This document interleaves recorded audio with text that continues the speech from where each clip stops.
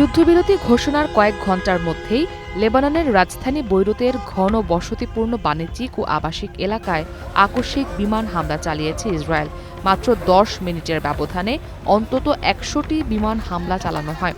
এতে নারী ও শিশুসহ নিহতের সংখ্যা কয়েকশো ছাড়িয়েছে, আহত ৮ শতাধিক। বুধবার লেবাননের স্বাস্থ্য মন্ত্রণালয় হতাহতের খবর নিশ্চিত করেছে। লেবাননের জরুরি পরিষেবা সংস্থা জানায়, সবচেয়ে ভয়াবহ হামলা হয়েছে রাজধানী বৈরুতে। ইসরায়েলি আগ্রাসনে শহরটিতে নিহত হয়েছেন ৯২ জন আর আহত প্রায় ৭৫০। এছাড়া বৈরুতের দক্ষিণ শহরতলিতে প্রাণ হারিয়েছেন অন্তত ৬১ জন, নাবাতিহ এলাকায় ২৮ জন, বালবেকে ১৮ জন এবং আলেই জেলায় ১৭ জন নিহত হয়েছে। এছাড়া টায়ার সিদন ও হেরমেল এলাকাতেও কয়েক ডজন বেসামরিক নাগরিক হতাহত হয়েছেন। লাইফে কোনো কিছুর গ্যারান্টি নাই, তাই ইন্স্যুরেন্স করুন সিটি ব্যাংকে, কারণ ইন্স্যুরেন্স করলে সিটিতে সুরক্ষা পাবেন নিশ্চিন্তে। এক বিবৃতিতে আইডিএফ জানায়, নতুন সামরিক অভিযান শুরুর পর এখন পর্যন্ত লেবাননে এটি তাদের সবচেয়ে বড় সমন্বিত হামলা। মাত্র ১০ মিনিটের মধ্যে দেশটির সশস্ত্র সংগঠন হিজবুল্লাহর ১০০টিরও বেশি কমান্ড সেন্টার ও সামরিক স্থাপনা লক্ষ্য করে একযোগে হামলা চালিয়েছে ইসরায়েল।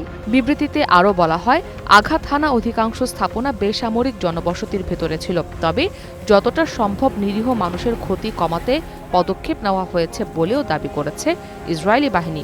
আইডিএফ মুখপাত্র এফি ডেফরিন এক বার্তায় জানান, লিটানির দক্ষিণের এলাকাটি লেবানন থেকে বিচ্ছিন্ন করে দেওয়া হয়েছে।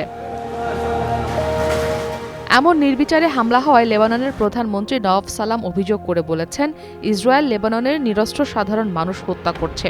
যুদ্ধ বন্ধে আঞ্চলিক ও আন্তর্জাতিক সব প্রচেষ্টাকে উপেক্ষা করছে ইসরায়েল।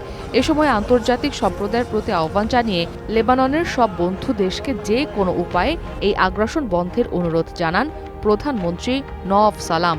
লেবাননের পার্লামেন্ট স্পিকার নাবিহ বেরি ইসরায়েলের এই পদক্ষেপকে পূর্ণ মাত্রার যুদ্ধাপরাধ মন্তব্য করে বলেন, আজকের এই অপরাধ আন্তর্জাতিক সম্প্রদায়ের জন্য একটি বড় পরীক্ষা।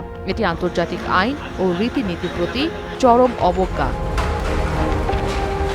এদিকে যুদ্ধবিরতি সত্ত্বেও লেবাননে ইসরায়েলের হামলাকে অপরাধ হিসেবে উল্লেখ করেছে ইরান। দেশটির এক জ্যেষ্ঠ কর্মকর্তা আল জাজিরাকে জানান, যুদ্ধবিরতির শর্ত ভঙ্গের জবাবে ইসরায়েলকে শাস্তি দেওয়া হবে। বলেন, এই যুদ্ধবিরতি পুরো অঞ্চলকে অন্তর্ভুক্ত করে। ইসরায়েল তার প্রতিশ্রুতি ভঙ্গের জন্য পরিচিত, আর তাকে কেবল শক্তি প্রয়োগের মাধ্যমে নিবৃত্ত করা সম্ভব। ইসরাত মুক্তি, ওয়ান ইন্টারন্যাশনাল ডেস্ক।